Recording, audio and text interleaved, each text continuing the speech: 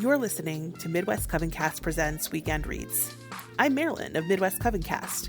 Here in Season 3 of Weekend Reads, we will be making our way through the 1922 abridgment of Sir James Frazer's The Golden Bough. You can visit MidwestCovenCast.com to find podcast extras, including a free online copy of the text. Consider supporting Midwest Coven Cast and Weekend Reads on Patreon for access to additional materials, like a serialized official Midwest Coven Cast Presents Weekend Reads ebook with additional notes about the text and some editorial modernizations straight from, well, me. Now, Coven, it is time to cozy up with your coffee or tea and enjoy this episode of Weekend Reads. Chapter 61, The Myth of Balder. A deity whose life might in a sense be said to be neither in heaven nor on earth, but between the two was the Norse Balder, the good and beautiful god, the son of the great god Odin, and himself the wisest, mildest, best beloved of all the immortals. The story of his death, as it is told in the younger or prose Edda, runs thus. Once on a time, Balder dreamed heavy dreams, which seemed to forebode his death. Thereupon the gods held a council, and resolved to make him secure against every danger. So the goddess Frigg took an oath from fire and water, iron and all metals, stones and earth, from trees, sicknesses, and poisons, and from all four-footed beasts, birds, and creeping things, that they would not hurt Balder. When this was done, Balder was deemed invulnerable. So the gods amused themselves by setting him in their midst, while some shot at him, others hewed at him, and others threw stones at him. But whatever they did, nothing could hurt him, and at this they were all glad. Only Loki, the mischief-maker, was displeased, and he went in the guise of an old woman to Frigg, who told him that the weapons of the gods could not wound Balder, since she had made them all swear not to hurt him. Then Loki asked, "Have all things sworn to spare Balder?" She answered, "East of Valhalla grows a plant called mistletoe. It seemed to be too young to swear." So Loki went and pulled the mistletoe, and took it to the assembly of the gods. There he found the blind god Hother, standing at the outside of the circle. Loki asked him, "Why do you not shoot at Balder?" Hother answered, "Because I do not see where he stands. Besides, I have no weapon." Then said Loki, "Do like the rest, and show Balder honor, as they all do. I will show you where he stands, and do you shoot at him with this twig." Hother took the mistletoe and threw it at Balder, as Loki directed him. The mistletoe struck Balder and pierced him through and through, and he fell down dead. And that was the greatest misfortune that ever befell gods and men. For a while the gods stood speechless. Then they lifted up their voices and wept bitterly. They took Balder's body and brought it to the seashore. There stood Balder's ship. It was called Ringhorn, and was the hugest of all ships. The gods wished to launch the ship and to burn Balder's body on it, but the ship would not stir. So they sent for the giantess called Hyrrocken. She came riding on a wolf, and gave the ship such a push that fire flashed from the rollers, and all the earth shook. Then Balder's body was taken and placed on the funeral pile upon this ship. When his wife Nanna saw that, her heart burst for sorrow, and she died. So she was laid on the funeral pile with her husband, and fire was put to it. Balder's horse, too, with all its trappings, was burned on the pile. Whether he was a real or merely a mythical personage, Balder was worshipped in Norway. On one of the bays of the beautiful Sonja Fjord, which penetrates far into the depths of the solemn Norwegian mountains, with their somber pine forests and their lofty cascades dissolving into spray before they reach the dark water of the fjord far below, Balder had a great sanctuary.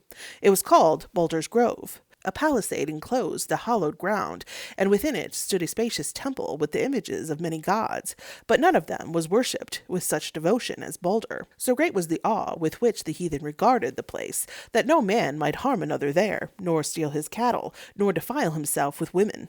But women cared for the images of the gods in the temple. They warmed them at the fire, anointed them with oil, and dried them with cloths.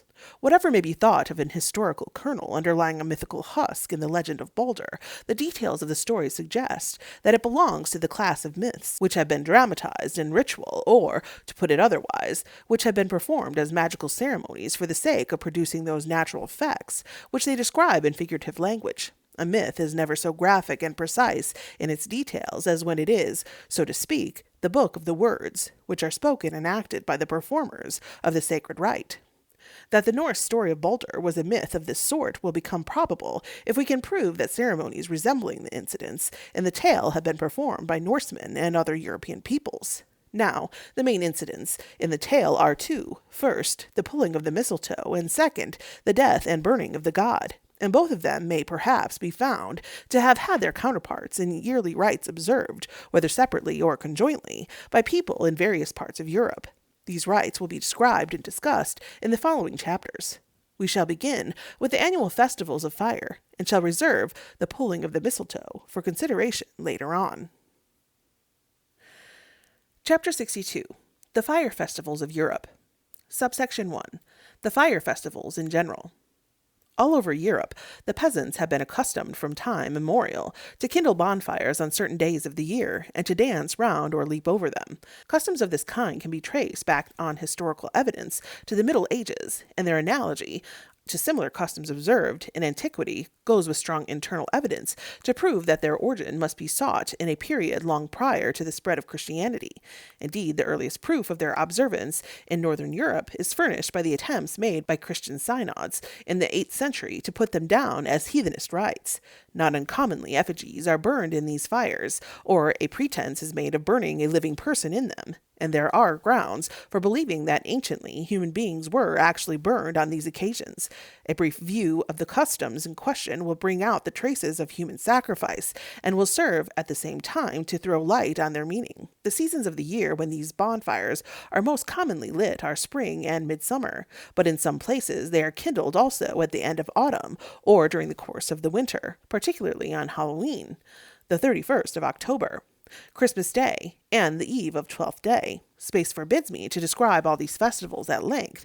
A few specimens must serve to illustrate their general character. We shall begin with the fire festivals of spring, which usually fall on the first Sunday of Lent, Quadragesima, or Invocavit, Easter Eve, and May Day. Subsection 2. The Lenten Fires.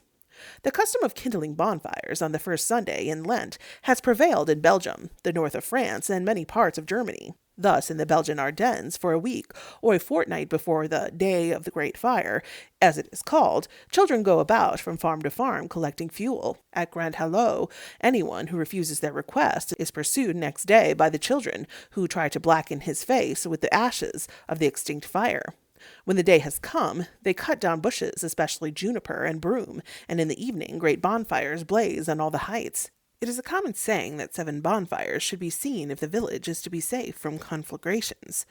If the Meuse happens to be frozen hard at the time, bonfires are lit also on the ice. At Grand Hallo, they set up a pole called Macrawl, or the Witch, in the midst of the pile, and the fire is kindled by the man who was last married in the village. In the neighborhood of Moorlandwells, a straw man is burnt in the fire. Young people and children dance and sing around the bonfires and leap over the embers to secure good crops or a happy marriage within the year, or as a means of guarding themselves against colic. In Brabant, on the same Sunday, down to the beginning of the 19th century, women and men disguised in female attire used to go with burning torches to the fields, where they danced and sang comic songs for the purpose, as they alleged, of driving away the wicked sower, who is mentioned in the Gospel for the day. At Pontaragus, in the province of Hainaut, down to about 1840, the custom was observed under the name of Escuvian or Scuvian every year on the first Sunday of Lent, which was called the Day of the Little Scuvian. Young folks and children used to run with lighted torches through the gardens and orchards. As they ran, they cried at the pitch of their voices, "Bear apples, bear pears, and cherries all black, to Scuvian." At these words, the torchbearer whirled his blazing brand and hurled it among the branches of the apple trees, the pear trees, and the cherry trees. The next Sunday was called the Day of the Great Scuvion, and the same race, with lighted torches among the trees of the orchards, was repeated in the afternoon till darkness fell. In the French department of the Ardennes, the whole village used to dance and sing around the bonfires, which were lighted on the first Sunday in Lent. Here, too, it was the person last married, sometimes a man and sometimes a woman, who put the match to the fire. The custom is still kept up very commonly in the district. Cats used to be burnt in the fire or roasted to death by being held over it, and while they were burning, the shepherds drove their flocks through the smoke and flames as a sure means of guarding them against sickness and witchcraft. In some communes, it was believed that the livelier the dance around the fire, the better would be the crops that year. In the French province of Franche-Comté, to the west of the Jura Mountains, the first Sunday of Lent is known as the Sunday of the Firebrands, Brandons, on account of the fires which it is customary to kindle on that day. On the Saturday or the Sunday, the village lads harness themselves to a cart and drag it about the streets, stopping at the doors of the houses where there are girls and begging for a faggot. When they have gotten enough, they cart the fuel to a spot at some little distance from the village, pile it up, and set it on fire. All the people of the parish come out to see the bonfire. In some villages, when the bells have rung, the Angelus, the signal for the observance is given by cries of, "To the fire! To the fire!" Lads, lasses, and children dance round the blaze, and when the flames have died down, they vie with each other in leaping over the red embers. He or she who does so without singeing his or her garments will be married within the year. Young folks also carry lighted torches about the streets of the fields, and when they pass any orchard, they cry out, "More fruit than leaves!" Down to recent years at L'Aveyron, in the department of Doubs, it was the young married couples of the year who had charge of the bonfires. In the midst of the bonfire, a pole was planted with a wooden figure of a cock fastened to the top.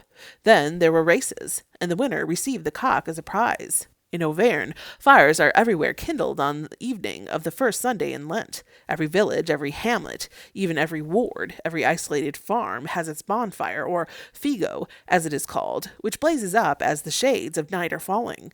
The fires may be seen flaring on the heights and in the plains. The people dance and sing round about them and leap through the flames. They then proceed to the ceremony of the Granus Meus. A grano mio is a torch of straw fastened to the top of a pole. When the pyre is half consumed, the bystanders kindle the torches at the expiring flames and carry them into the neighboring orchards, fields, and gardens, wherever there are fruit trees.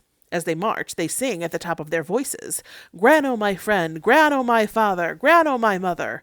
Then they pass the burning torches under the branches of every tree, singing, "Brando, branducci, tats, branzo, in plan pane." That is, firebrand burn every branch a basketful. In some villages, the people also run across the sown fields and shake the ashes of the torches on the ground. Also, they put some of the ashes in the fowls' nests, in order that the hens may lay plenty of eggs throughout the year. When all these ceremonies have been performed, everybody goes home and feasts. The special dishes of the evening are fritters and pancakes. Here the application of the fire to the fruit trees, to the sown fields, and to the nests of the poultry is clearly a charm intended to ensure fertility, and the grano, to whom the invocations are addressed, and who gives his name to the torches, may possibly be, as Dr. Pomerol suggests, no other than the ancient Celtic god Granus, whom the Romans identified with Apollo, and whose worship is attested by inscriptions found not only in France, but in Scotland and on the Danube. The custom of carrying lighted torches of straws, brandons, about the orchards and fields to fertilize them on the first Sunday of Lent seems to have been common in France, whether it was accompanied with the practice of kindling bonfires or not. Thus, in the province of Picardy, on the first Sunday of Lent, people carried torches through the fields, exercising the field mice, the darnel, and the smut. They imagined that they did much good to the gardens and caused the onions to grow large. Children ran about the fields, torch in hand, to make the land more fertile.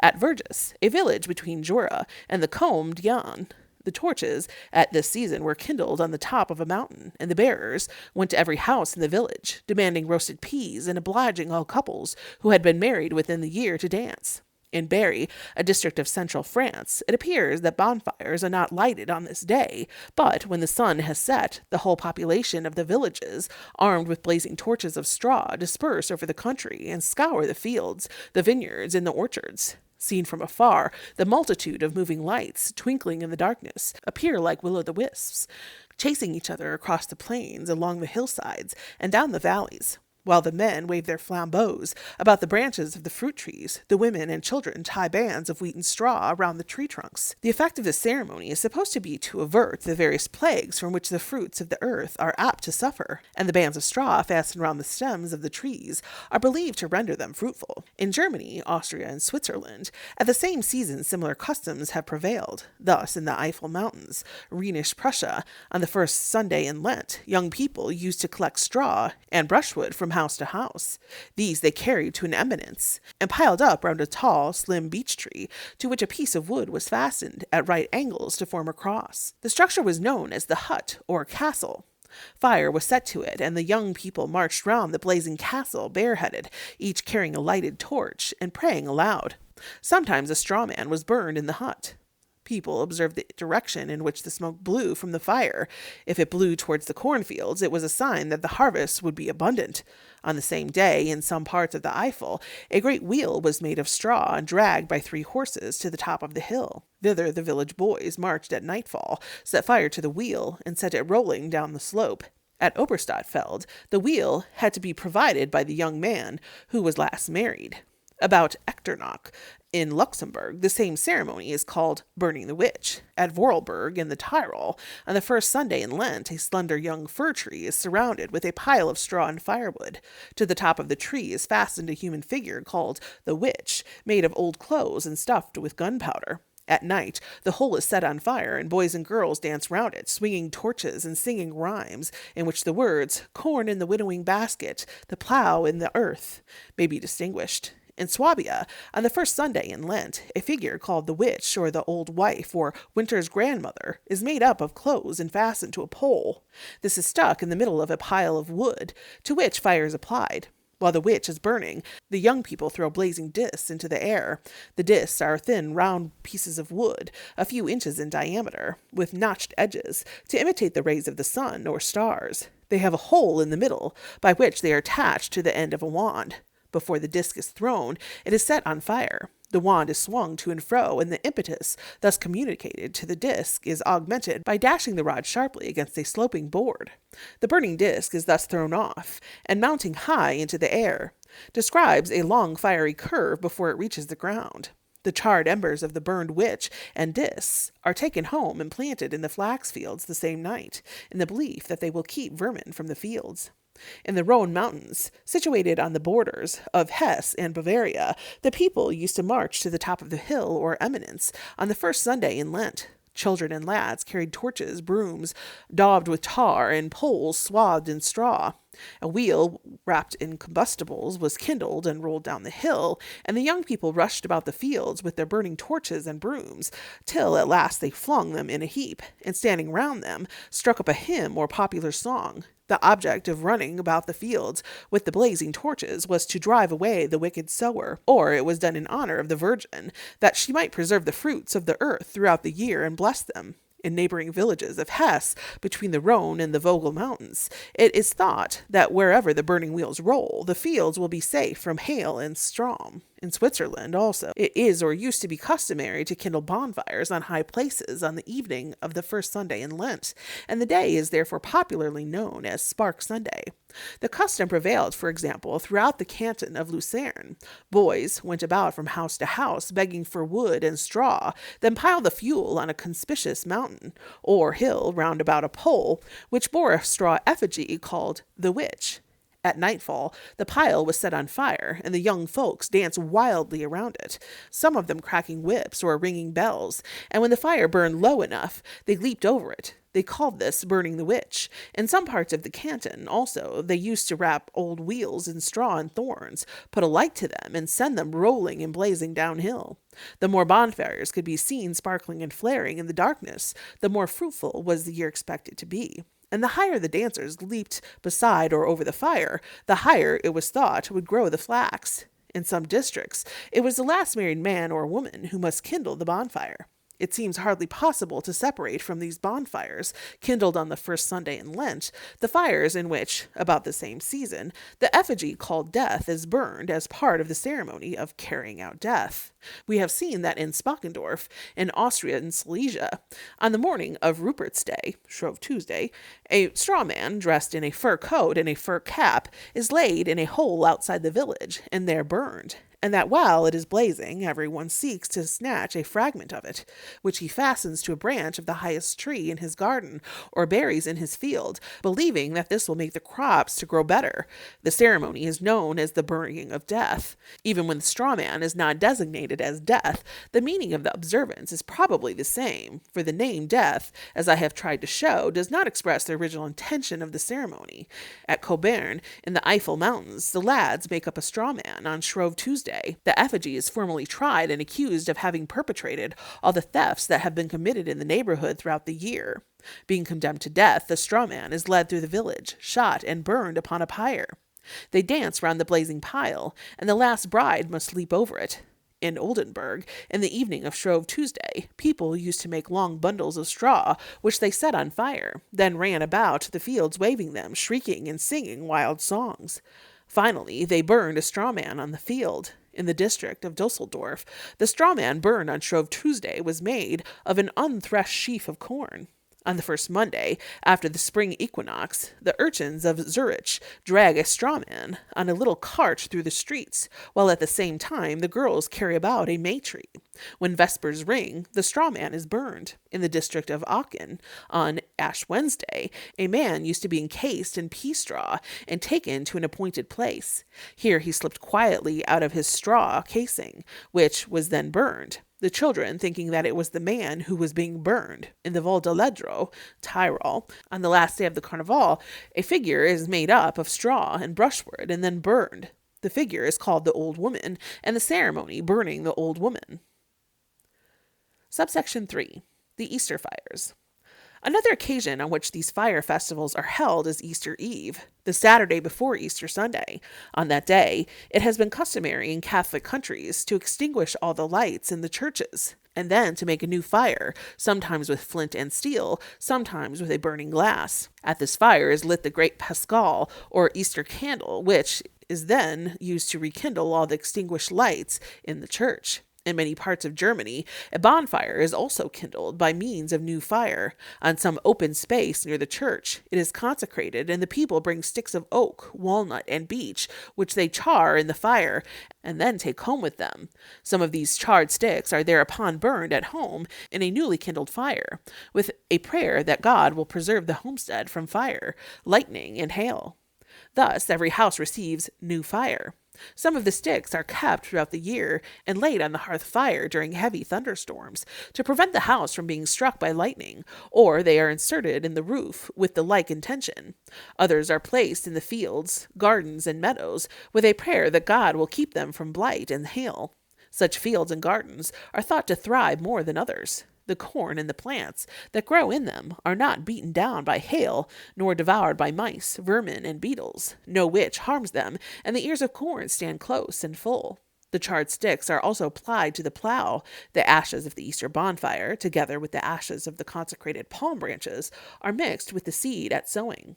A wooden figure called Judas is sometimes burned in the consecrated bonfire, and even where this custom has been abolished, the bonfire itself, in some places, goes by the name of the burning of Judas. The essentially pagan character of the Easter fire festival appears plainly both from the mode in which it is celebrated by the peasants and from the superstitious beliefs which they associate with it.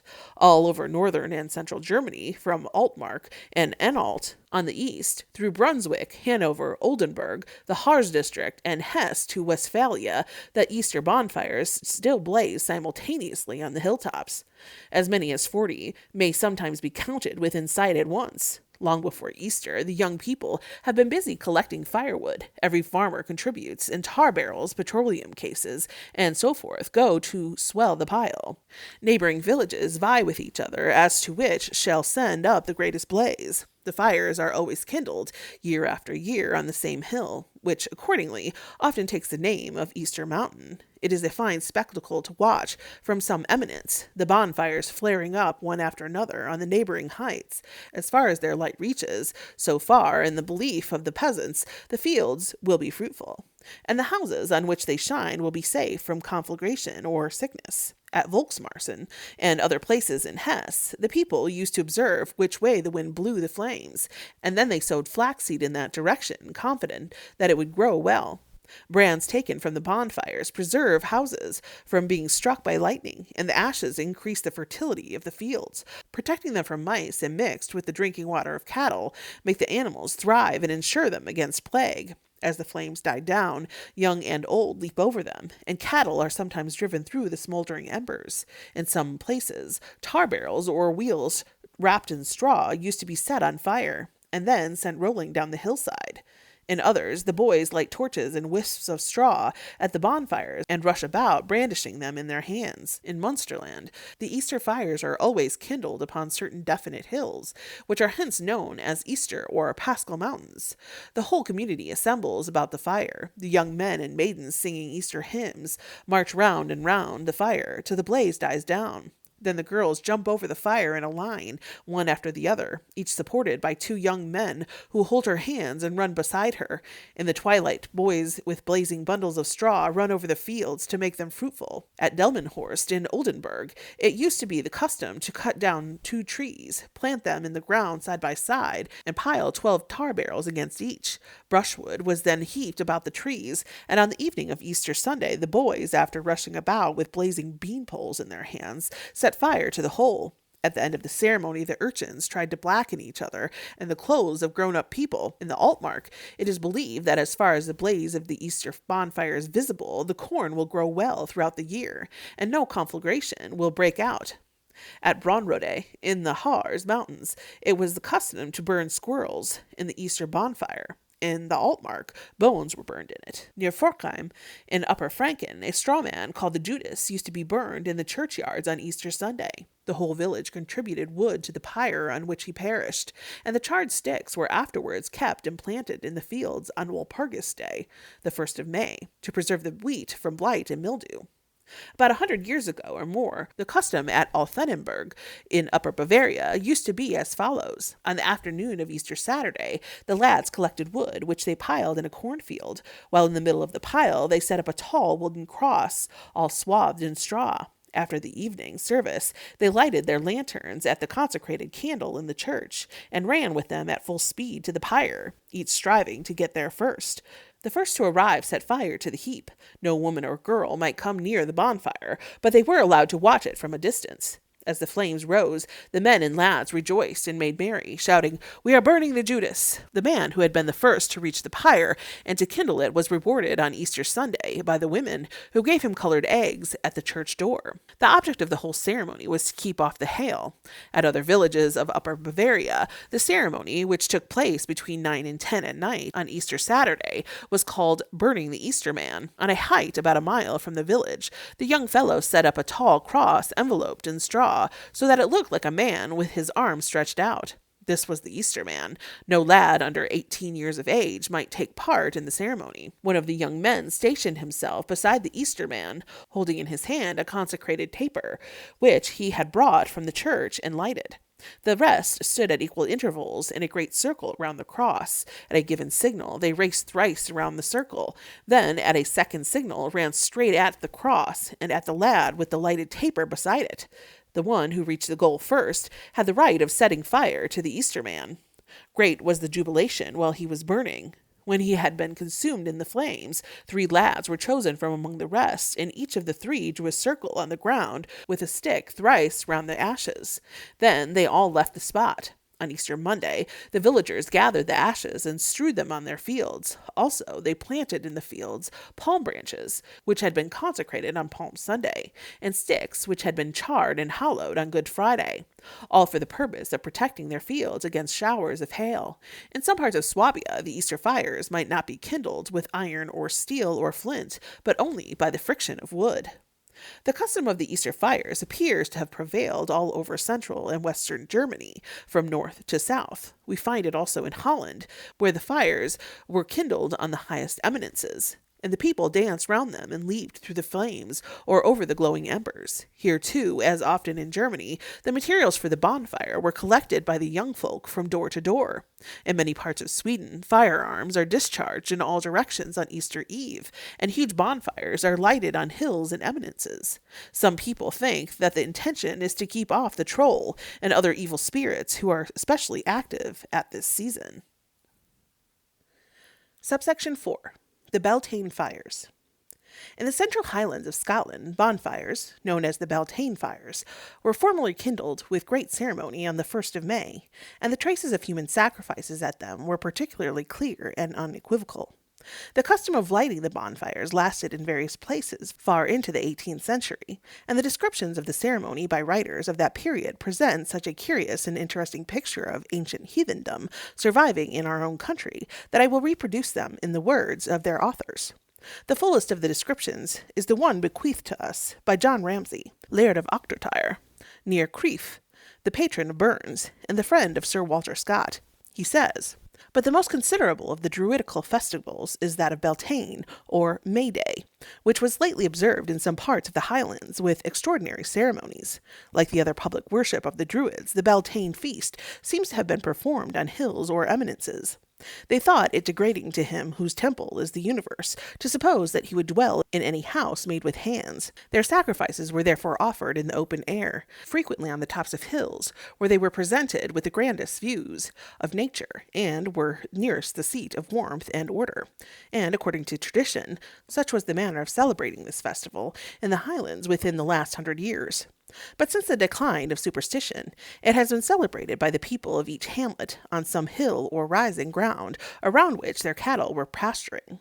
Thither the young folks repaired in the morning, and cut a trench, on the summit of which a seat of turf was formed for the company, and in the middle a pile of wood or other fuel was placed, which of old they kindled with tin eggen, i.e. forced fire or need fire, although for many years past they have been contented with common fire.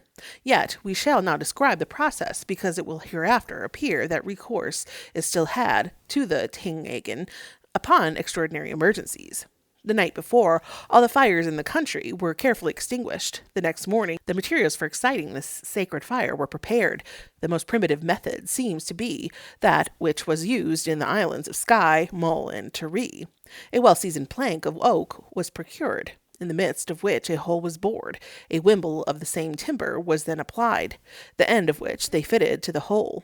But in some parts of the mainland, the machinery was different. They used a frame of green wood, of a square form, in the centre of which was an axle tree. In some places, 3 times 3 persons, in others 3 times 9, were required for turning round by turns the axle tree or wimble. If any of them had been guilty of murder, adultery, theft, or other atrocious crime, it was imagined either that the fire would not kindle, or that it would be devoid of its usual virtue. So soon as any sparks were emitted by means of violent friction, they applied a species of agaric, which grows on old birch trees, and is very combustible. This fire had the appearance of being immediately derived from heaven, and manifold were the virtues ascribed to it. They esteemed it a preservative against witchcraft, and a sovereign remedy against malignant diseases, both in the human species and in cattle, and by it the strongest poisons were supposed to have their nature changed. After kindling the bonfire with the tin eggen, the company prepared their victuals, and as soon as they had finished their meal, they amused themselves a while in singing and dancing round the fire. Towards the close of the entertainment, the person who officiated as master of the feast produced a large cake baked with eggs and scalloped round the edge, called ambonic beatine, i.e. the Beltane cake. It was divided into a number of pieces and distributed in great form to the company. There was one particular piece which whoever got was called Cailleach Beltane, i.e. the Beltane carline, a term of great reproach. Upon his being known, part of the company laid hold of him, and made a show of putting him into the fire. But the majority interposing, he was rescued, and in some places they laid him flat on the ground, making as if they would quarter him. Afterwards he was pelted with eggshells, and retained the odious appellation during the whole year. And while the feast was fresh in people's memory, they affected to speak of the Cailleach Beltane as dead. In the parish of Callander, a beautiful district of western Perthshire, the belting custom was still in vogue towards the end of the 18th century. It has been described as follows by the parish minister of the time. Upon the first day of May, which is called Beltan or Beltane Day, all the boys in the township or hamlet meet in the moors. They cut a table in the green sod of round figure, by casting a trench in the ground of such circumference as to hold the whole company. They kindle a fire, and dress a repast of eggs and milk in the consistence of a custard. They knead a cake of oatmeal, which is toasted at the embers against a stone. After the custard is eaten up, they divide the cake into so many portions, as similar as possible to one another in size and shape, as there are persons in the company. They daub one of these portions all over with charcoal, until it be perfectly black. They put all the bits of the cake into a bonnet.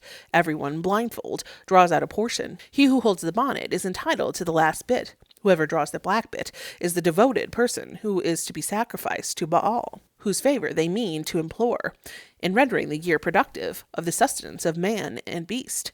There is little doubt of these inhuman sacrifices having been once offered in this country, as well as in the East, although they now pass for the act of sacrificing, and only compel the devoted person to leap 3 times through the flames, with which the ceremonies of the festival are closed. Thomas Pennant, who travelled in Perthshire in the year 1769, tells us that on the 1st of May, the herdsmen of every village hold their Beltane, a rural sacrifice. They cut a square trench on the ground, leaving the turf in the middle. On that, they make a fire of wood, on which they dress a large caudle of eggs, butter, oatmeal, and milk, and bring besides the ingredients of the caudle, plenty of beer and whiskey, for each of the company must contribute something. The rites begin with spilling some of the caudle on the ground, by way of libation. On that everyone takes a cake of oatmeal, upon which are raised 9 square knobs, each dedicated to some particular being, the supposed preserver of their flocks and herds, or to some particular animal, the real destroyer of them. Each person then turns his face to the fire, breaks off a knob, and flinging it over his shoulder, says, "This I give to thee, preserve thou my horses.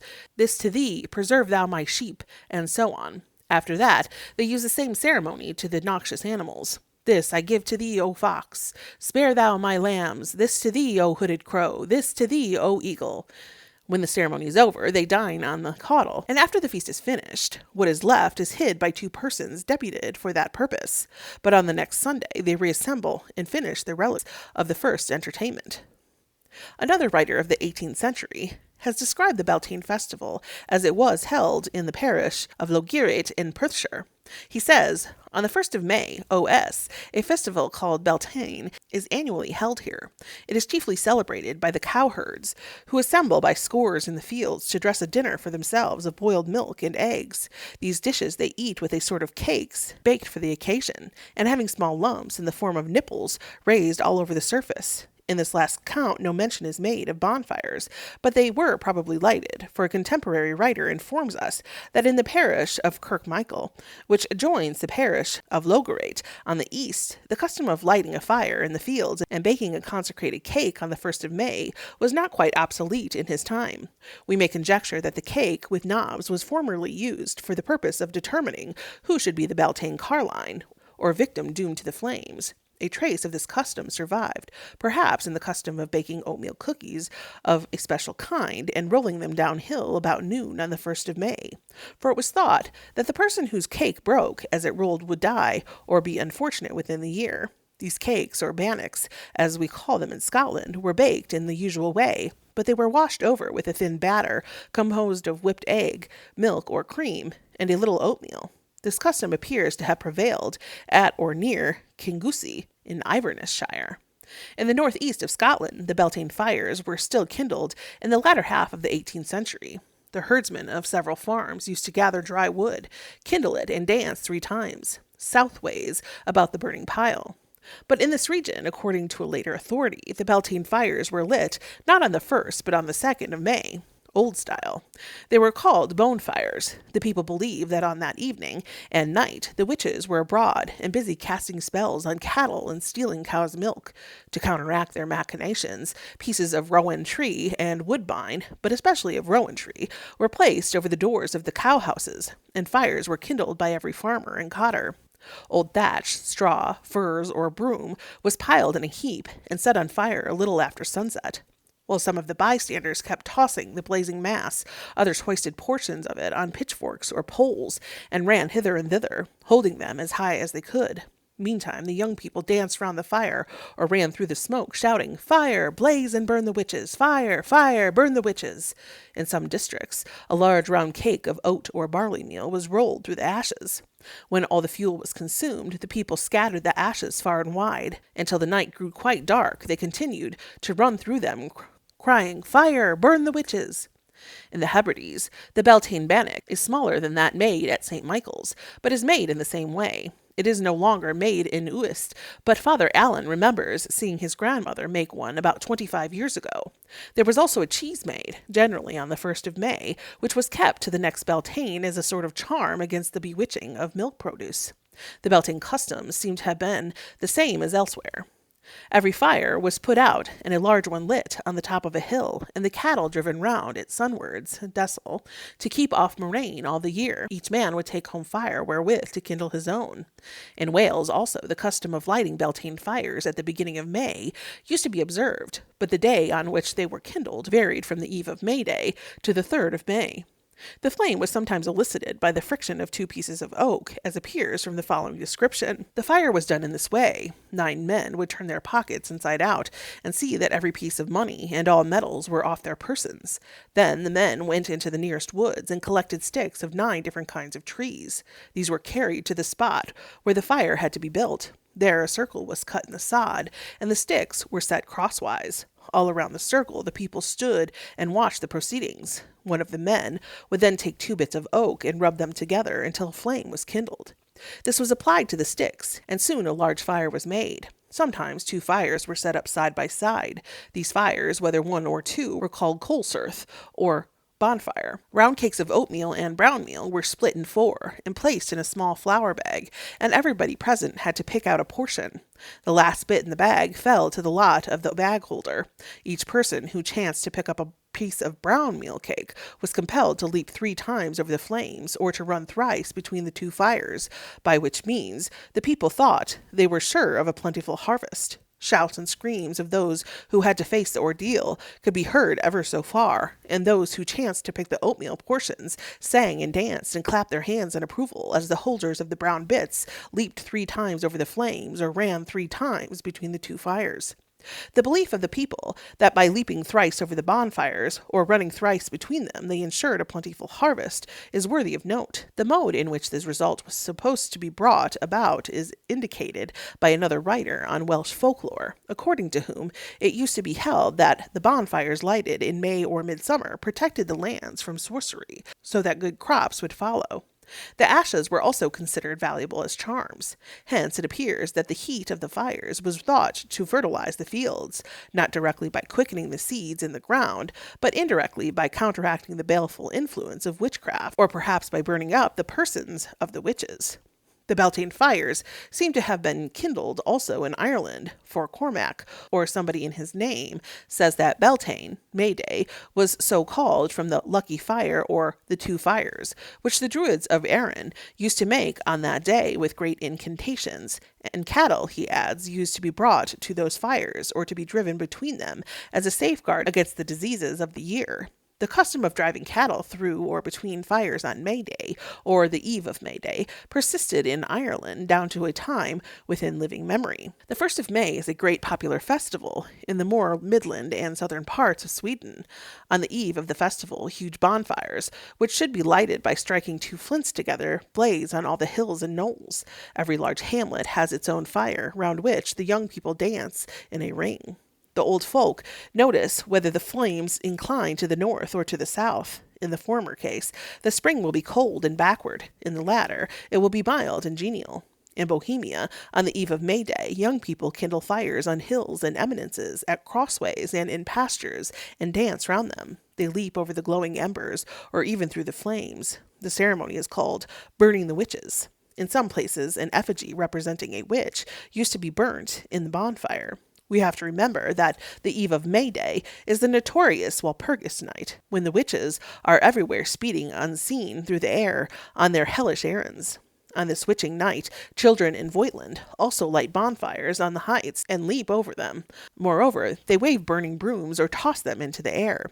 So far as the light of the bonfire reaches, so far will a blessing rest on the fields. The kindling of the fires on Walpurgis night is called driving away the witches. The custom of kindling fires on the eve of May Day, Walpurgis night, for the purpose of burning the witches is, or used to be, widespread in the Tyrol, Moravia, Saxony, and Silesia. Subsection 5. The Midsummer Fires. But the season at which these fire festivals have been most generally held all over Europe is the summer solstice, that is, Midsummer Eve, the 23rd of June, or Midsummer Day, the 24th of June. A faint tinge of Christianity has been given to them by naming Midsummer Day after St. John the Baptist, but we cannot doubt that the celebration dates from a long time before the beginning of our era. The summer solstice, or Midsummer Day, is the great turning point in the sun's career, when, after climbing higher and higher day by day in the sky, the luminary stops and thenceforth retraces his steps down the heavenly road. Such a moment could not but be regarded with anxiety by primitive man so soon as he began to observe and ponder the courses of the great lights across the celestial vault, and having still to learn his own powerlessness in face of the vast cyclic changes of nature. He may have fancied that he could help the sun in his seeming decline, could prop his failing steps and rekindle the sinking flame of the red lamp in his feeble hand. In some such thoughts as these, the midsummer festivals of our European peasantry may perhaps have taken their rise. Whatever their origin, they have prevailed all over this quarter of the globe, from Ireland on the west to Russia on the east, and from Norway and Sweden on the north to Spain, and Greece on the south. According to a medieval writer, the three great features of the midsummer celebration were the bonfires, the procession with torches round the fields, and the custom of rolling a wheel. He tells us that boys burn bones and filth of various kinds to make a foul smoke, and that the smoke drove away certain noxious dragons, which at this time, excited by the summer heat, copulated in the air and poisoned the wells and rivers by dropping their seed into them. And he explains the custom of trundling a wheel to mean that the sun, having now reached the highest point in the ecliptic, begins thenceforth to descend. The main features of the Midsummer Fire Festival resemble those which we have found to characterize the vernal festivals of fire. The similarity of the two sets of ceremonies will plainly appear from the following examples. A writer of the first half of the 16th century informs us that in almost every village and town of Germany public bonfires were kindled on the eve of St. John, and young and old, of both sexes, gathered about them, and passed the time in dancing and singing.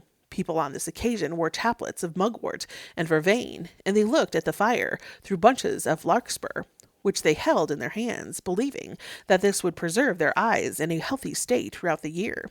As each departed, he threw the mugwort and vervain into the fire, saying, "May all my ill luck depart and be burnt with these."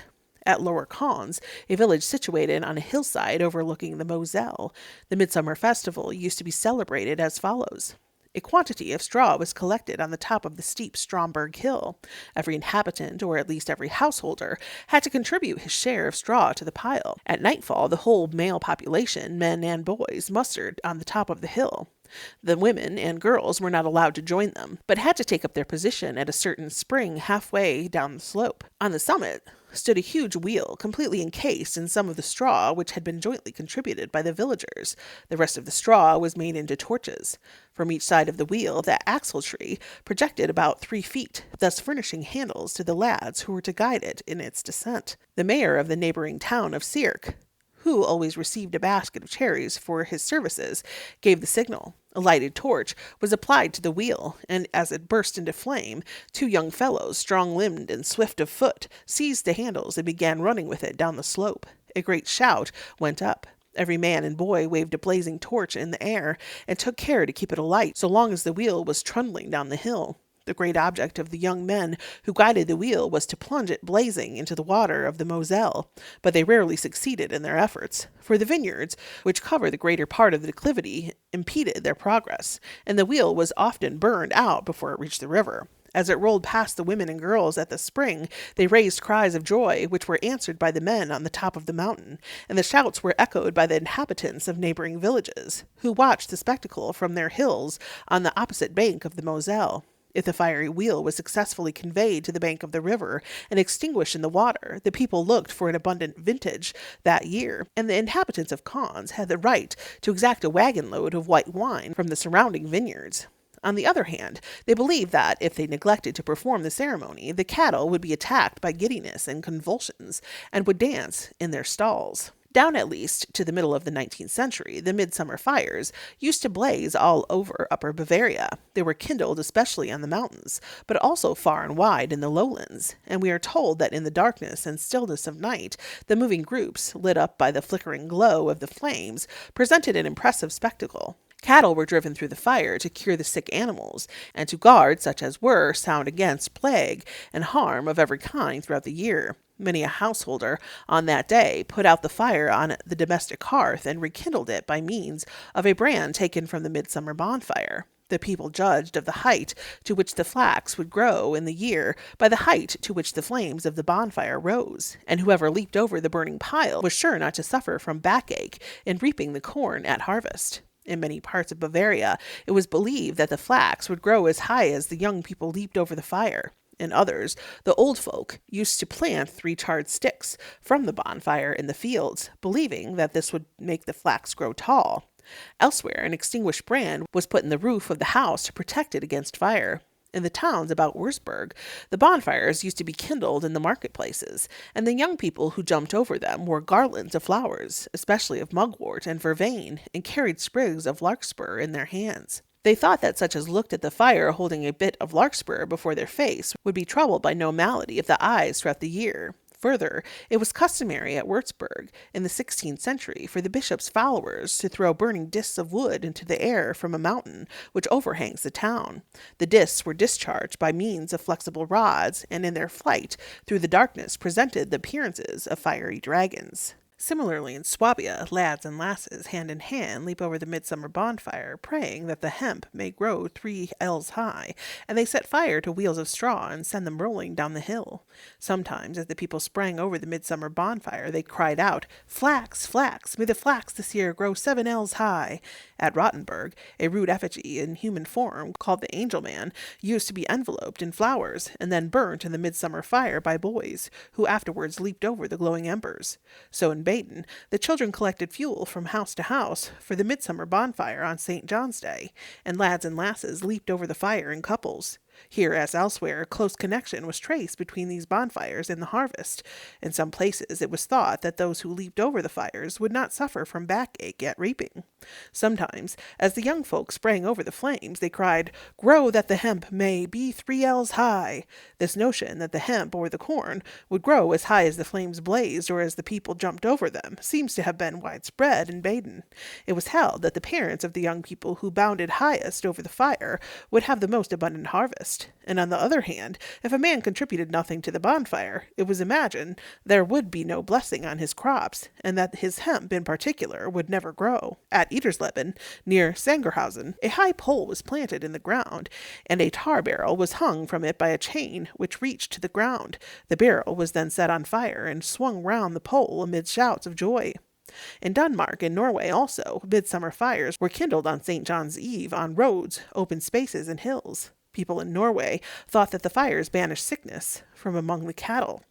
Even yet, the fires are said to be lighted all over Norway on Midsummer Eve. They are kindled in order to keep off the witches, who are said to be flying from all parts that night to the Blocksberg, where the big witch lives. In Sweden, the eve of St. John, St. Hans, is the most joyous night of the whole year. Throughout some parts of the country, especially in the provinces of Bohus and Scania, and in districts bordering on Norway, it is celebrated by the frequent discharge of firearms and by huge bonfires, formerly called Balder's Balefires, Balder's Balar, which are kindled at dusk on hills and eminences, and throw a glare of light over the surrounding landscape.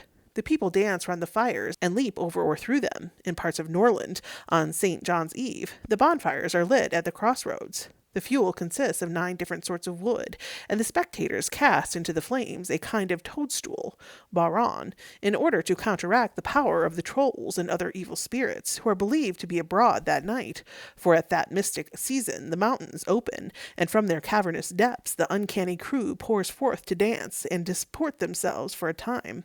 The peasants believe that should any of the trolls be in the vicinity, they will show themselves, and if an animal, for example, a he or she goat, happens to be seen near the blazing, crackling pile, the peasants are firmly persuaded that it is no other than the evil one in person.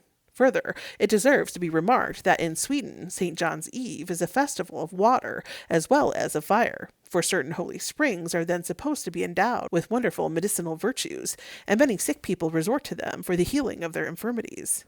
In Austria, the midsummer customs and superstitions resemble those of Germany. Thus, in some parts of the Tyrol, bonfires are kindled and burning discs hurled into the air. In the lower valley of the Inn, a tatterdemalion effigy is carted about the village on Midsummer Day and then burned. He is called the Lauder, which has been corrupted into Luther.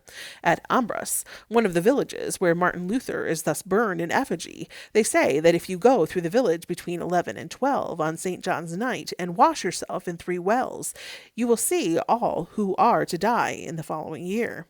At Graz, on St. John's Eve, the 23rd of June, the common people used to make a puppet called the Taterman, which they dragged to the bleaching ground and pelted with burning besoms till it took fire.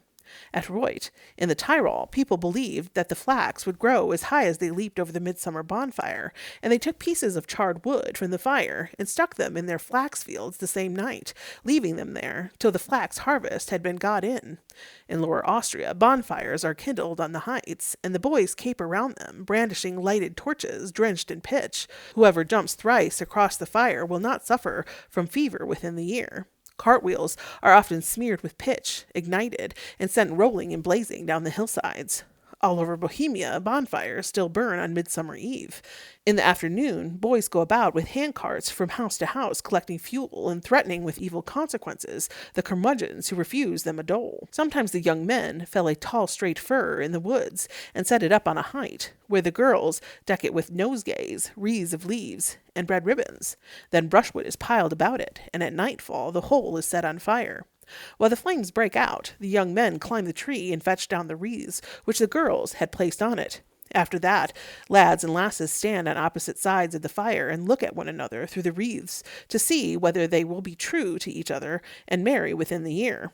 Also, the girls throw the wreaths across the flames to the men, and woe to the awkward swain who fails to catch the wreath thrown him by his sweetheart. When the blaze has died down, each couple takes hands and leaps thrice across the fire. He or she who does so will be free from ague throughout the year, and the flax will grow as high as the young folks leap. A girl who sees 9 bonfires on Midsummer Eve will marry before the year is out. The singed wreaths are carried home and carefully preserved throughout the year. During thunderstorms, a bit of the wreath is burned on the hearth with a prayer. Some of it is given to kin that are sick or calving, and some of it serves to fumigate house and cattle stall. The man and beast may keep hale and well. Sometimes an old cartwheel is smeared with resin, ignited, and sent rolling down the hill. Often the boys collect all the worn-out besoms they can get hold of, dip them in pitch, and having set them on fire, wave them about or throw them high into the air. Or they rush down the hillside in troops, brandishing the flaming brooms and shouting. The stumps of the brooms and embers from the fire are preserved and stuck in cabbage gardens to protect the cabbages from caterpillars and gnats. Some people insert charred sticks and ashes from the midsummer bonfire in their sown fields and meadows, in their gardens and the roofs of their houses, as a talisman against lightning and foul weather, or they fancy that the ashes placed in the roof will prevent any fire from breaking out in the house. In some districts, they crown or gird themselves with mugwort while the midsummer fire is burning, for this is supposed to be a protection against ghosts, witches, and sickness in particular. A wreath of mugwort is a pure preventive of sore eyes. Sometimes the girls look at the bonfires through garlands of wildflowers, praying the fire to strengthen their eyes and eyelids. She who does this thrice will have no sore eyes all that year. In some parts of Bohemia, they used to drive the cows through the midsummer fire to guard them against witchcraft. In Slavonic countries, also, the midsummer festival is celebrated with similar rites. We have already seen that in Russia, on the eve of St. John, young men and maidens jump over a bonfire in couples, carrying a straw effigy of Kupalo in their arms. In some parts of Russia, an image of Kupalo is burnt or thrown into a stream on St. John's night. Again, in some districts of Russia, the young folk wear garlands of flowers and girdles of holy herbs when they spring through the smoke or flames, and sometimes they drive the cattle also through the fire in order to protect the animals against wizards and witches, who are then ravenous after milk. In Little Russia, a stake is driven into the ground on St. John's night, wrapped in straw and set on fire. As the flames rise, the peasant women throw birchen boughs into them, saying, "May my flax be as tall as this bough." In Ruthenia, the bonfires are lighted by a flame procured by the friction of wood. While the elders of the party are engaged in thus churning the fire, the rest maintain a respectful silence. But when the flame bursts from the wood, they break forth into joyous songs. As soon as the bonfires are kindled, the young people take hands and leap in pairs through the smoke, if not through the flames. And after that, the cattle in their turn are driven through the fire. In many parts of Prussia and Lithuania, great fires are kindled on Midsummer Eve. All the heights are ablaze with them, as far as the eye can see. The fires are supposed to be a protection against witchcraft, thunder, hail, and cattle disease, especially if next morning the cattle are driven over the places where the fires burned. Above all, the bonfires ensure the farmer against the arts of witches, who try to steal the milk from his cows by charms and spells. That is why next morning you may see the young fellows who lit the bonfire going from house to house and receiving jugfuls of milk. And for the same reason they stick burrs and mugwort on the gate or the hedge through which the cows go to pasture, because that is supposed to be a preservative against witchcraft. In Masurin, a district of eastern Prussia, inhabited by a branch of the Polish family, it is the custom on the evening of Midsummer Day to put out all the fires in the village. Then an oaken stake is driven into the ground, and a wheel is fixed on it as an axle. This wheel the villagers, working by relays, cause to revolve with great rapidity till fire is produced by friction. Everyone takes home a lighted brand from the new fire, and with it rekindles the fire on the domestic hearth.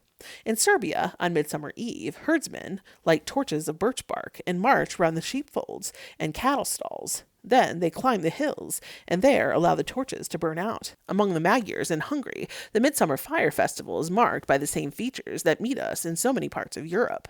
On Midsummer Eve, in many places, it is customary to rekindle bonfires on heights and to leap over them, and from the manner in which the young people leap, the bystanders predict whether they will marry soon. On this day, also, many Hungarian swineherds make fire by rotating a wheel round a wooden axle wrapped in hemp, and through the fire thus made they drive their pigs to preserve them from sickness. The Estonians of Russia, who, like the Magyars, belong to the great Turanian family of mankind, also celebrate the summer solstice in the usual way. They think that the St. John's fire keeps witches from the cattle, and they say that he who does not come to it will have his barley full of thistles and his oats full of weeds.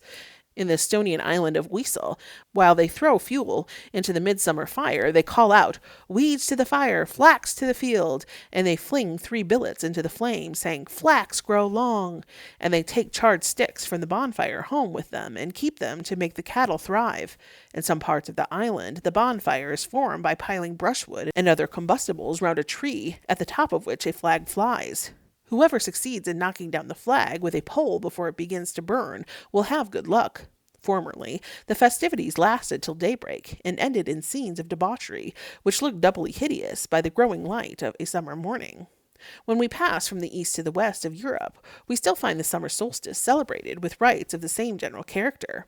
Down to about the middle of the 19th century, the custom of lighting bonfires at midsummer prevailed so commonly in France that there was hardly a town or a village, we are told, where they were not kindled. People danced round and leaped over them, and took charred sticks from the bonfire home with them to protect the houses against lightning, conflagrations, and spells. In Brittany, apparently, the custom of the midsummer bonfires is kept up to this day. When the flames have died down, the whole assembly kneels round about the fire, and an old man prays aloud. Then they all rise and march thrice round the fire. At the third turn, they stop, and everyone picks up a pebble and throws it on the burning pile. After that, they disperse. In Brittany and Berry, it is believed that a girl who dances round 9 midsummer bonfires will marry within the year. In the valley of the Orne, the custom was to kindle the bonfire just at the moment when the sun was about to dip below the horizon, and the peasants drove their cattle through the fires to protect them against witchcraft, especially against the spells of witches and wizards who attempted to steal the milk and butter. At Jumièges in Normandy, down to the first half of the 19th century, the Midsummer Festival was marked by certain singular features, which bore the stamp of a very high antiquity. Every year, on the 23rd of June, the eve of St. John, the Brotherhood of the Green Wolf chose a new chief or master, who had always to be taken from the hamlet of Connahut. On being elected, the new head of the Brotherhood assumed the title of the Green Wolf, and donned a peculiar costume consisting of a long green mantle and a very tall green hat of a conical shape and without a brim. Thus arrayed, he stalked solemnly at the head of the brothers, chanting the hymn of St. John, the crucifix and holy banner leading the way to a place called Choquette. Here the procession was met by the priest, precentors, and choir, who conducted the Brotherhood to the parish church. After hearing Mass, the company adjourned to the house of the Green Wolf, where a simple repast was served up to them. At night, a bonfire was kindled to the sound of handbells by a young man and a young woman, both decked with flowers. Then the Green Wolf and his brothers, with their hoods down on their shoulders, and holding each other by the hand, ran round the fire after the man who had been chosen to be the Green Wolf of the following year. Though only the first and the last man of the chain had a hand free, their business was to surround and seize thrice the future Green Wolf, who in his efforts to escape belaboured the brothers with a long wand which he carried. When at last they succeeded in catching him, they carried him to the burning pile, and made as if they would throw him on it. The ceremony over, they returned to the house of the Green Wolf, where a supper, still of the most meagre fare, was set before them. Up till midnight, a sort of religious solemnity prevailed, but at the stroke of 12 all was changed. Constraint gave way to license, pious hymns were replaced by bacchanalian ditties, and the shrill quavering notes of the village fiddle hardly rose above the roar of voices that went up from the merry Brotherhood of the Green Wolf. Next day, the 24th of June, or Midsummer Day, was celebrated by the same personages with the same noisy gaiety.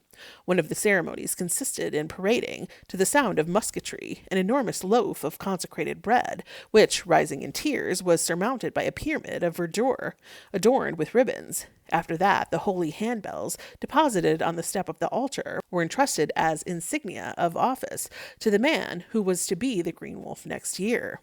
At Chateau Thierry, in the department of Aisne, the custom of lighting bonfires and dancing round them at the Midsummer Festival of St. John lasted down to about 1850. The fires were kindled, especially when June had been rainy, and the people thought that the lighting of the bonfires would cause the rain to cease. In the Vosges, it is still customary to kindle bonfires upon the hilltops on Midsummer Eve. The people believe that the fires help to preserve the fruits of the earth and ensure good crops. Bonfires were lit in almost all of the hamlets of Poitou on the eve of St. John. People marched round them thrice, carrying a branch of walnut in their hand. The shepherdesses and children passed sprigs of mullein for boscom and nuts across the flames. The nuts were supposed to cure toothache, and the mullein to protect the cattle from sickness and sorcery. When the fire died down, people took some of the ashes home with them, either to keep them in the house as a preservative against thunder or to scatter them on the fields for the purpose of destroying corn cockles and darnel.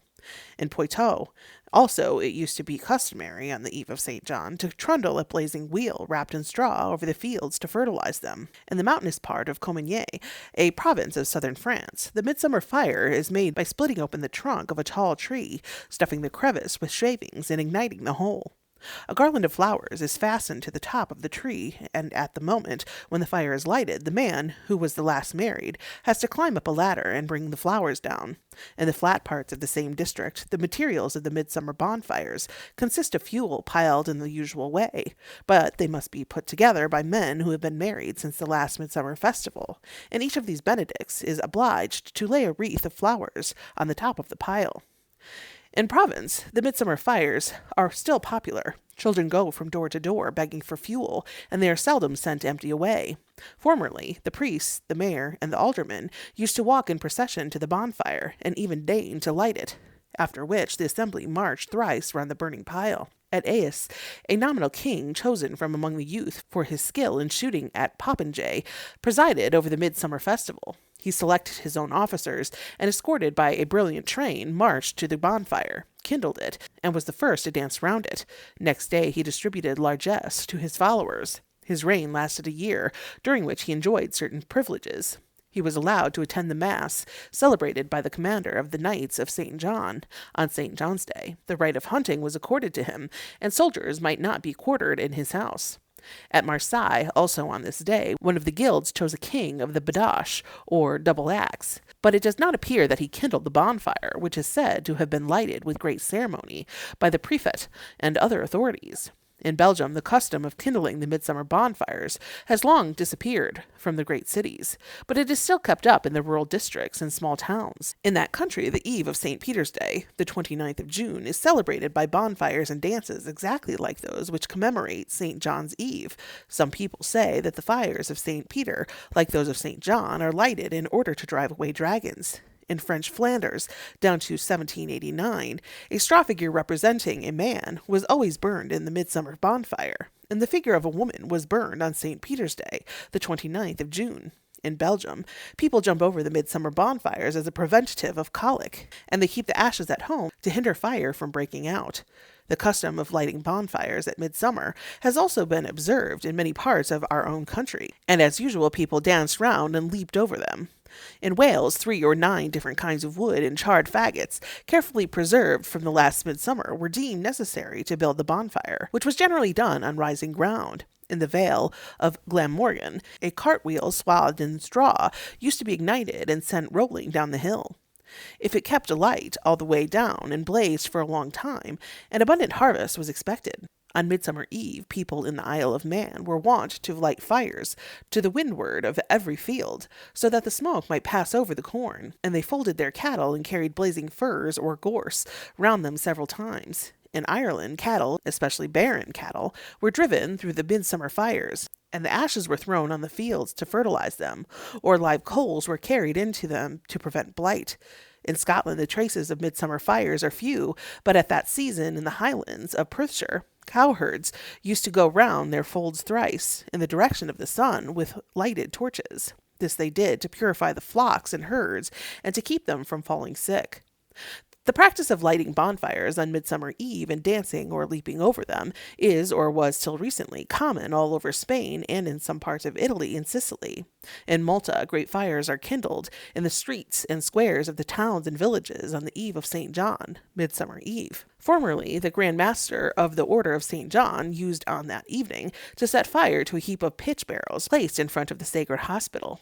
In Greece, too, the custom of kindling fires on St. John's Eve and jumping over them is said to be still universal. One reason assigned for it is a wish to escape from the fleas. According to another account, the women cry out as they leap over the fire, "I leave my sins behind me."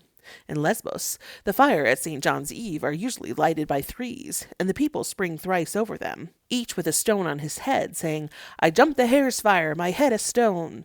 In Kalymnos, the midsummer fire is supposed to ensure abundance in the coming year as well as deliverance from fleas. The people dance round the fires singing with stones on their heads, and then jump over the blaze or the glowing embers. When the fire is burning low, they throw the stones into it, and when it is nearly out, they make crosses on their legs, and then go straight away and bathe in the sea. The custom of kindling bonfires on Midsummer Day or on Midsummer Eve is widely spread among the Mohammedan peoples of North Africa, particularly in Morocco and Algeria. It is common both in the Berbers and to many of the Arabs or Arabic-speaking tribes. In these countries, Midsummer Day, the 24th of June, Old Style, is called Lansada. The fires are lit in the courtyards, at crossroads, in the fields, and sometimes on the threshing floors. Plants which in burning give out a thick smoke and an aromatic smell are much sought after for fuel on these occasions. Among the plants used for the purpose are giant fennel, thyme, rue, chervil seed, chamomile, geranium, and pennyroyal. People expose themselves, and especially their children, to the smoke and drive it towards the orchards and the crops. Also, they leap across the fires in some places. Everybody ought to repeat the leap 7 times. Moreover, they take burning brands from the fires and carry them through the houses in order to fumigate them. They pass things through the fire and bring the stick into contact with it, while they utter prayers for their recovery. The ashes of the bonfires are also reputed to possess beneficial properties. Hence, in some places, people rub their hair or their bodies with them. In some places, they think that by leaping over the fires, they rid themselves of all misfortune, and that childless couples thereby obtain offspring.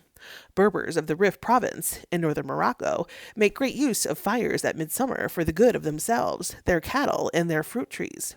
They jump over the bonfires in the belief that this will preserve them in good health, and they light fires under fruit trees to keep the fruit from falling untimely.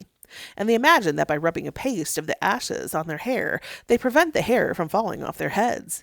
In all of these Moroccan customs, we are told the beneficial effect is attributed wholly to the smoke, which is supposed to be endued with a magical quality that removes misfortune from men, animals, fruit trees, and crops.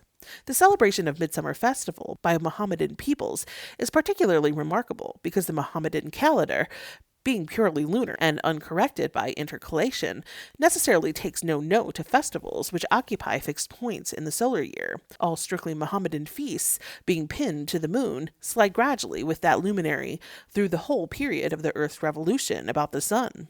This fact of itself seems to prove that among the Mohammedan people of northern Africa, as among the Christian peoples of Europe, the Midsummer Festival is quite independent of the religion which the people publicly profess, and is a relic of a far older paganism.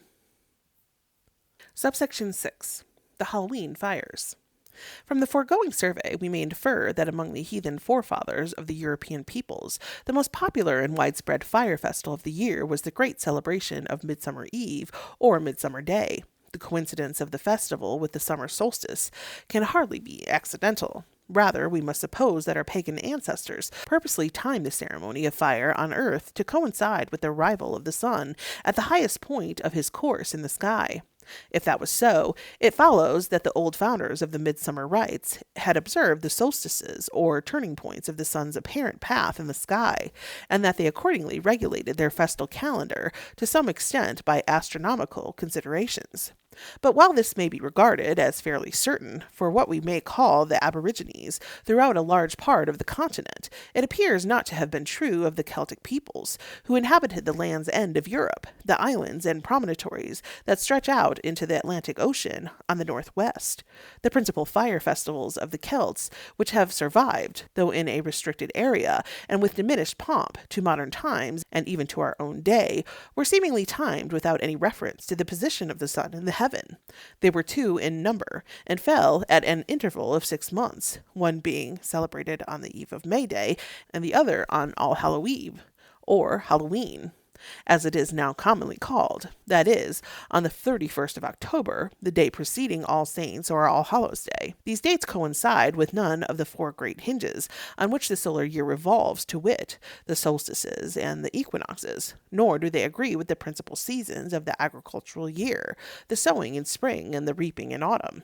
For when May Day comes, the seed has long been committed to the earth, and when November opens, the harvest has long been reaped and garnered. The fields lie bare, the fruit trees are stripped, and even the yellow leaves are fast fluttering to the ground. Yet the 1st of May and the 1st of November mark turning points of the year in Europe. The one ushers in the genial heat and the rich vegetation of summer. The other heralds, if it does not share, the cold and bareness of winter.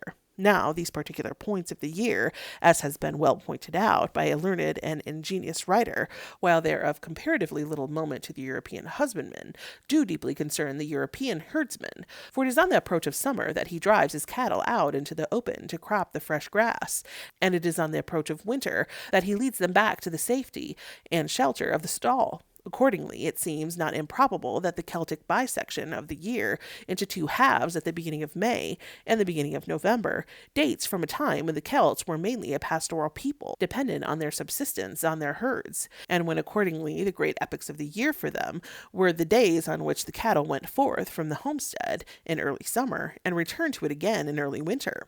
Even in Central Europe, remote from the region now occupied by the Celts, a similar bisection of the year may be clearly traced in the great popularity, on the one hand, of May Day and its eve, Walpurgis Night, and on the other hand, of the Feast of All Souls at the beginning of November, which under thin Christian cloak conceals an ancient pagan festival of the dead. Hence, we may conjecture that everywhere throughout Europe, the celestial division of the year, according to the solstices, was preceded by what we may call a terrestrial division of the year, according to the beginning of summer and the beginning of winter.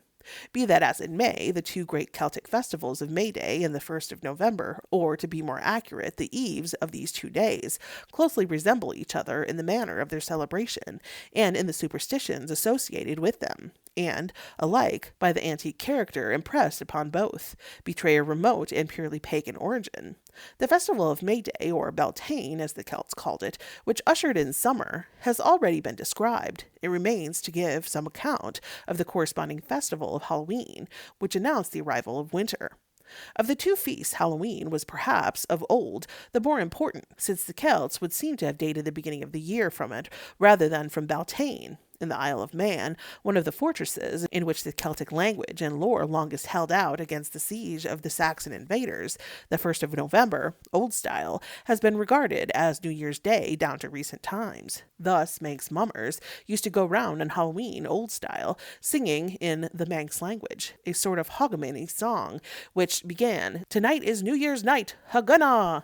In ancient Ireland, a new fire used to be kindled every year on Halloween, or Eve of Samhain, and from this sacred flame all the fires in Ireland were rekindled. Such a custom points strongly to Samhain, or All Saints' Day, the 1st of November, as New Year's Day, since the annual kindling of a new fire takes place most naturally at the beginning of the year. In order that the blessed influence of the fresh fire may last throughout the whole period of 12 months. Another confirmation of the view that the Celts dated their year from the 1st of November is furnished by the manifold modes of divination which were commonly resorted to by Celtic peoples on Halloween for the purpose of ascertaining their destiny, especially their fortune in the coming year.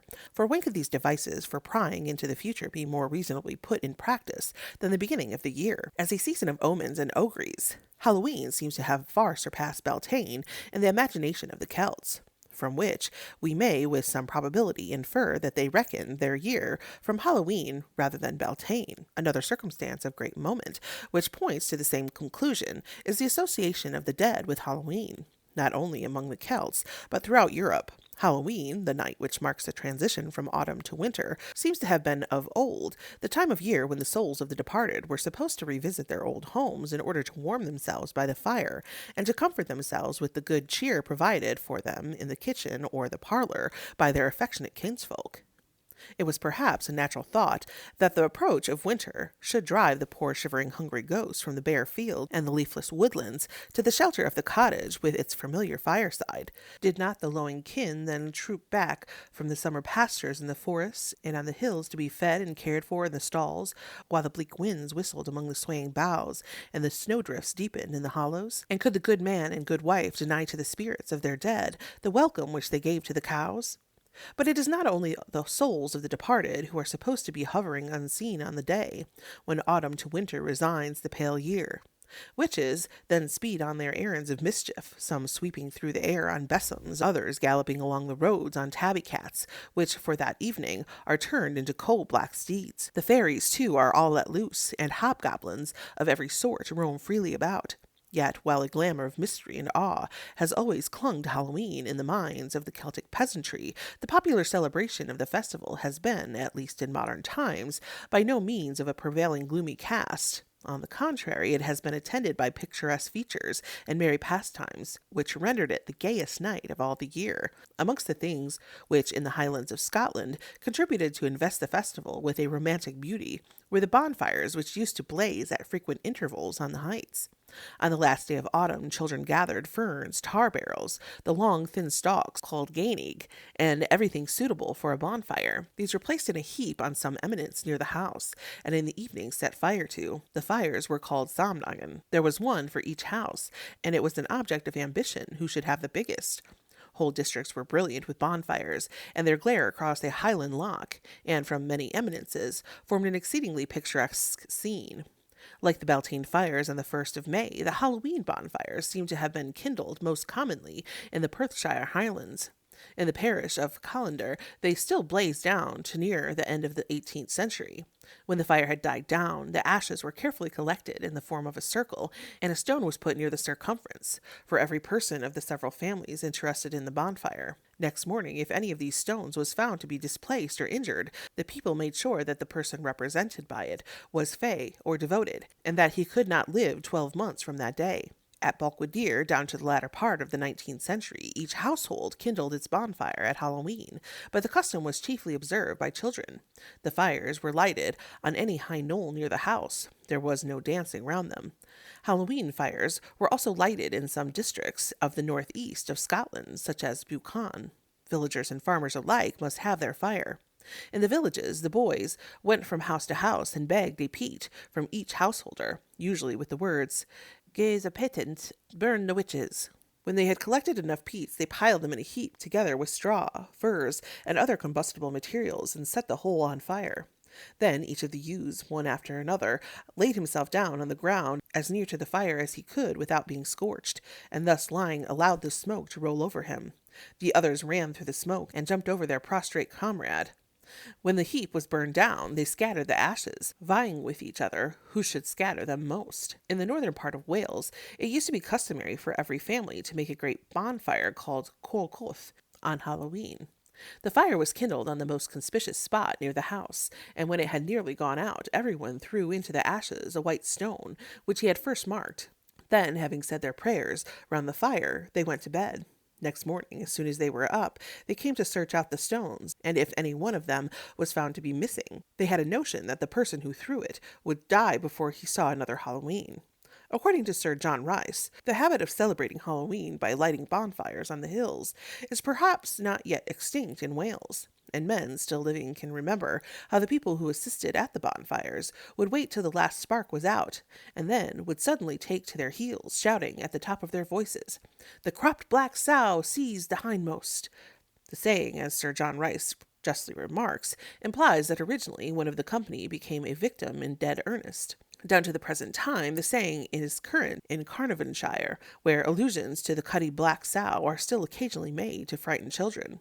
We can now understand why in Lower Brittany every person throws a pebble into the midsummer bonfire. Doubtless there, as in Wales and the Highlands of Scotland, omens of life and death have at one time or other been drawn from the position and state of the pebbles on the morning of All Saints' Day.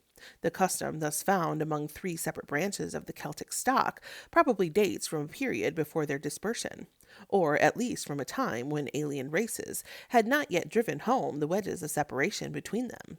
In the Isle of Man also, another Celtic country, Halloween was celebrated down to modern times by the kindling of fires, accompanied with all the usual ceremonies designed to prevent the baneful influences of fairies and witches. Subsection 7. The Midwinter Fires.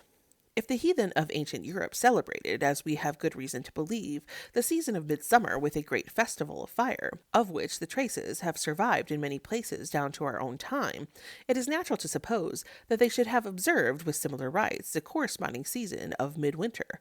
For midsummer and midwinter, or in more technical language, the summer solstice and the winter solstice, are the 2 great turning points in the sun's apparent course through the sky, and from the standpoint of primitive man, nothing might seem more appropriate than to kindle fires on earth at the 2 moments when the fire and heat of the great luminary in heaven begin to wane or wax.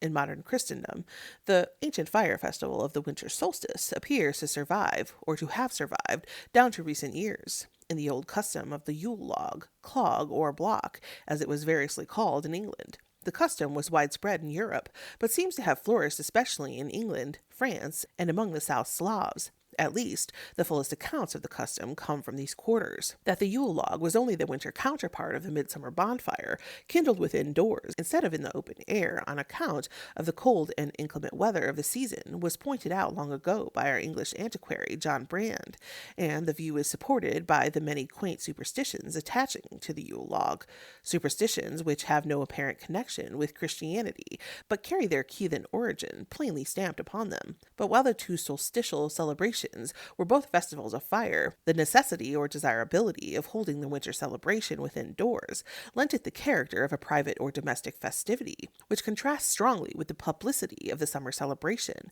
at which the people gathered on some open space or conspicuous height, kindled a huge bonfire in common, and danced and made merry round it together. Down to about the middle of the 19th century, the old rite of the Yule log was kept up in some parts of central Germany. Thus, in the valleys of the Sieg and Lahn, the Yule log, a heavy block of oak, was fitted into the floor of the hearth, where, though it glowed under the fire, it was hardly reduced to ashes within a year. When the new log was laid next year, the remains of the old one were ground to powder and strewed over the fields during the 12 nights, which was supposed to promote the growth of the crops. In some villages of Westphalia, the practice was to withdraw the Yule log, Christbrand, from the fire so soon as it was slightly charred. It was then kept carefully to be replaced on the fire whenever a thunderstorm broke, because the people believed that the lightning would not strike a house in which a Yule log was smoldering. In other villages of Westphalia, the old custom was to tie up the Yule log in the last sheaf cut at harvest. In several provinces of France, and particularly in Provence, the custom of the Yule log, or trefoil, as it was called in many places, was long observed. A French writer of the 17th century denounces as superstitious the belief that a log called the trefoil, or Christmas brand, which you put on the fire for the first time on Christmas Eve and continue to put on the fire for a little while every day till Twelfth night, can, if kept under the bed, protect the house for a whole year from fire and thunder, that it can prevent the inmates from having chablon on their heels in winter, that it can cure the cattle of many maladies, that if a piece of it be steeped in the water which cows drink, it helps them to calve, and lastly, that if the ashes of the log be strewn on the fields, it can save the wheat from mildew. In some parts of Flanders and France, the remains of the Yule log were regularly kept in the house under a bed as a protection against thunder and lightning. In Berry, when thunder was heard, a member of the family used to take a piece of the log and throw it on the fire, which was believed to avert the lightning. Again, in Perigord, the charcoal and ashes are carefully collected and kept for healing swollen glands. The part of the trunk which has not been burnt in the fire is used by ploughmen to make the wedge for their plough, because they allege that it causes the seeds to thrive better, and the women keep pieces of it till Twelfth night for the sake of their chickens. Some people imagine that they will have as many chickens as there are sparks that fly out of the brands of the log when they shake them, and others place the extinct brands under the bed to drive away vermin. In various parts of France, the charred log is thought to guard the house against sorcery as well as against lightning. In England, the customs and beliefs concerning the Yule log used to be similar. On the night of Christmas Eve, says the antiquary John Brand, our ancestors were wont to light up candles of an uncommon size, called Christmas candles, and lay a log of wood upon the fire, called Yule clog or Christmas block, to illuminate the house, and, as it were, to turn night into day.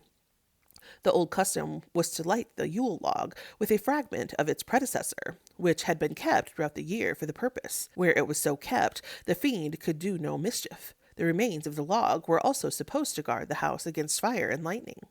To this day, the ritual of bringing in the Yule log is observed with much solemnity among the southern Slavs, especially the Serbians. The log is usually a block of oak, but sometimes of olive or beech. They seem to think that they will have as many calves, lambs, pigs, and kids as they strike sparks out of the burning log. Some people carry a piece of the log out to the fields to protect them against hail. In Albania, down to recent years, it was a common custom to burn a Yule log at Christmas, and the ashes of the fire were scattered on the fields to make them fertile. The Huzzles, a Slavonic people of the Carpathians, kindle fire by the friction of wood on Christmas Eve, old style, the 5th of January, and keep it burning till Twelfth night. It is remarkable how common the belief appears to have been that the remains of the Yule log, if kept throughout the year, had power to protect the house against fire and especially against lightning. As the Yule log was frequently of oak, it seems possible that this belief may be a relic of the old Aryan creed which associated the oak tree with the god of thunder. Whether the curative and fertilizing virtues ascribed to the ashes of the Yule log, which are supposed to heal cattle as well as men, to enable cows to calve, and to promote the fruitfulness of the earth, may not be derived from the same ancient source, is a question which deserves to be considered. Subsection 8. The Need Fire. The fire festivals hitherto described are all celebrated periodically at certain stated times of the year. But besides these regularly recurring celebrations, the peasants in many parts of Europe have been wont from time immemorial to resort to a ritual of fire at irregular intervals in seasons of distress and calamity, above all when their cattle were attacked by epidemic disease. No account of the popular European fire festivals would be complete without some notice of these remarkable rites, which have all the greater claim on our attention because they may perhaps be regarded as the source and origin of all the other fire festivals. Certainly, they must date from a very remote antiquity. The general name by which they are known among the Teutonic peoples is Needfire. Sometimes the Needfire was also known as wildfire, to distinguish it, no doubt, from the tame fire produced by more ordinary methods. Among Slavonic peoples, it is called living fire. The history of the custom can be traced from the early Middle Ages, when it was denounced by the Church as a heathen superstition, down to the first half of the 19th century, when it was still occasionally practiced in various parts of Germany, England, Scotland, and Ireland. Among Slavonic peoples, it appears to have lingered even longer. The usual occasion for performing the rite was an outbreak of plague or cattle disease, for which the Needfire was believed to be an infallible remedy. The animals which were subjected to it included cows, pigs, horses, and sometimes geese. As a necessary preliminary to the kindling of the need fire, all other fires and lights in the neighborhood were extinguished, so that not so much as a spark remained alight, for so long as even a nightlight burned in a house, it was imagined that the need fire could not kindle. Sometimes it was deemed enough to put out all the fires in the village, but sometimes the extinction extended to neighboring villages, or to a whole parish. In some parts of the Highlands of Scotland, the rule was that all householders who dwelt within the 2 nearest running streams should put out their lights and fires on the day appointed. Usually the need fire was made in the open air, but in some parts of Serbia it was kindled in a dark room. Sometimes the place was a crossway or a hollow in a road. In the Highlands of Scotland, the proper places for performing the rite seem to have been knolls or small islands in rivers. The regular method of producing the need fire was by the friction of 2 pieces of wood. It might not be struck by flint and steel. Very exceptionally, among some South Slavs, we read of a practice of kindling a need fire by striking a piece of iron on an anvil. Where the wood to be employed is specified, it is generally said to be oak, but on the Lower Rhine, the fire was kindled by the friction of oak wood or fir wood. In Slavonic countries, we hear of poplar, pear, and cornel wood being used for the purpose. Often the material is simply described as 2 pieces of dry wood. Sometimes 9 different kinds of wood are deemed necessary, but rather, perhaps, to be burned in the bonfire than to be rubbed together for the production of the need fire. The particular mode of kindling the need fire varied in different districts. A very common one was this. 2 poles were driven into the ground about 1.5 feet from each other. Each pole had in the side facing the other a socket into which a smooth crosspiece or roller was fitted. The sockets were stuffed with linen, and the 2 ends of the roller were rammed tightly into the sockets. To make it more inflammable, the roller was often coated with tar. A rope was then wound round the roller, and the free ends of both sides were gripped by 2 or more persons, who by pulling the rope to and fro caused the roller to revolve rapidly, till through the friction the linen in the sockets took fire. The sparks were immediately caught in tow or oakum and waved about in a circle until they burst into a bright glow, when straw was applied to it, and the blazing straw used to kindle the fuel that had been stacked to make the bonfire.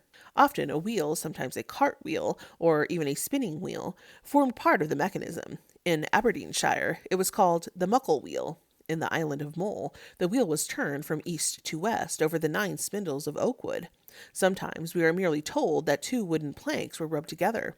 Sometimes it was prescribed that the cartwheel used for fire making and the axle on which it turned should both be new. Similarly, it was said that the rope which turned the roller should be new. If possible, it should be woven of strands taken from a gallows rope, with which people had been hanged, but this was a counsel of perfection rather than a strict necessity.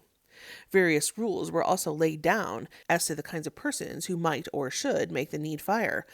Sometimes it was said that the 2 persons who pulled the rope, which twirled the roller, should always be brothers or at least bear the same baptismal name.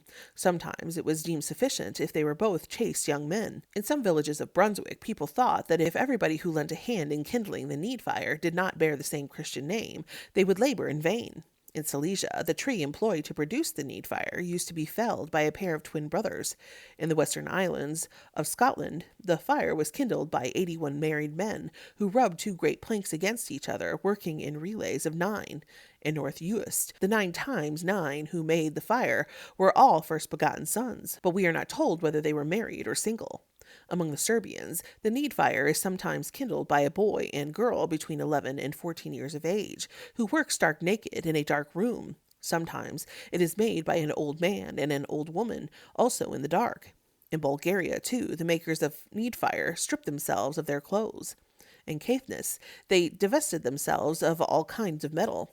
If, after long rubbing of the wood, no fire was elicited, they concluded that some fire must still be burning in the village. So a strict search was made from house to house. Any fire that might be found was put out, and the negligent householder punished or upbraided. Indeed, a heavy fine might be inflicted on him. When the need fire was at last kindled, the bonfire was lit from it, and as soon as the blaze had somewhat died down, the sick animals were driven over the glowing embers, sometimes in a regular order of precedence. First the pigs, next the cows, and last of all the horses. Sometimes they were driven twice or thrice through the smoke and flames, so that occasionally some of them were scorched to death. As soon as all the beasts were through, the young folk would rush wildly at the ashes and cinders, sprinkling and blackening each other with them. Those who were most blackened would march in triumph behind the cattle into the village, and would not wash themselves for a long time. From the bonfire people carried live embers home, and used them to rekindle the fires in their houses. These brands, after being extinguished in water, they sometimes put in the mangers at which the cattle fed, and kept them there for a while. Ashes from the need fire were also strewed on the fields to protect the crops against vermin. Sometimes they were taken home to be employed as remedies in sickness, being sprinkled on the ailing part or mixed in water and drunk by the patient. In the western islands of Scotland and on the adjoining mainland, as soon as the fire on the domestic hearth had been rekindled from the need fire, a pot full of water was set on it, and the water thus heated was afterwards sprinkled upon the people infected with the plague, or upon the cattle that were tainted by the murrain. Special virtue was attributed to the smoke of the bonfire. In Sweden, fruit trees and nets were fumigated with it, in order that the trees might bear fruit, and the nets catch fish. In the Highlands of Scotland, the need fire was accounted a sovereign remedy for witchcraft. In the island of Mull, when the fire was kindled as a cure for the murrain, we hear of the rite being accompanied by the sacrifice of a sick heifer, which was cut in pieces and burnt. Slavonian and Bulgarian peasants conceive cattle plague as a foul fiend or vampire, which can be kept at bay by interposing a barrier of fire between it and the herds. A similar conception may perhaps have originally everywhere underlain the use of the need fire as a remedy for the murrain. It appears that in some parts of Germany, the people did not wait for an outbreak of cattle plague, but, taking time by the forelock, kindled a need fire annually to prevent the calamity. Similarly, in Poland, the peasants are said to kindle fires in the village streets every year on St. Rochus Day, and to drive the cattle thrice through them in order to protect the beasts against the murrain. We have seen that in the Hebrides, the cattle were in like manner driven annually round the Beltane fires for the same purpose. In some cantons of Switzerland, children still kindle a need fire by the friction of wood for the sake of dispelling a mist. Thank you for listening to this week's episode of Midwest Covencast Presents Weekend Reads. We will be back in 2 weeks with our next installment. In the meantime, you can catch up with our other pod, Midwest Covencast. Consider supporting Midwest Covencast and Weekend Reads on our Patreon to gain access to additional content and exclusive Coven merch. You can even join our Coven by following us on social media at Midwest Covencast on TikTok, Facebook, and Instagram, and at Midwest Coven on Twitter. You can also keep up with us on our website, MidwestCovencast.com. Until next time, Coven, blessed be.